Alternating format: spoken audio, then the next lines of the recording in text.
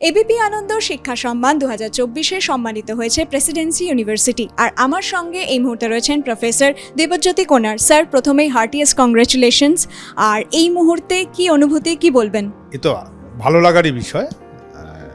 এই পুরস্কার আসলে আমাদের সমস্ত ছাত্রী ছাত্র, শিক্ষিকা শিক্ষক, কর্মীবৃন্দ, প্রাক্তনী, অন্যান্য আধিকারিক যারা বিশ্ববিদ্যালয়ে দৈনন্দিন চালায় এবং বিশ্ববিদ্যালয়ের উন্নতির জন্য যারা প্রাণপণ কাজ করে তাদেরই পুরস্কার এটা।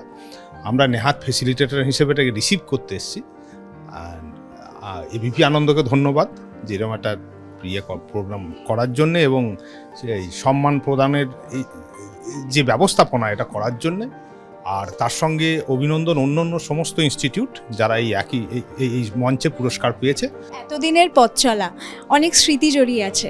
আপনি কি বলবেন যে এই রকম একটা সময় এসে আপনার কি মনে হচ্ছে? না, প্রেসিডেন্সির এতদিনের পথ চলার বিষয়ে বলতে গেলে প্রেসিডেন্সি 207 বছরের একটি ইনস্টিটিউট, কিন্তু বিশ্ববিদ্যালয় হিসেবে এটি 12 বছরের শিশু বিশ্ববিদ্যালয়।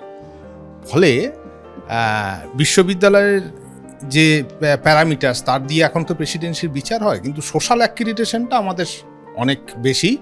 ফলে আমরা বাঙালির মনের গভীরে থাকি প্রেসিডেন্সি বিশ্ববিদ্যালয়, আর সংবাদপত্রের সংবাদ সংস্থার নজরে থাকি।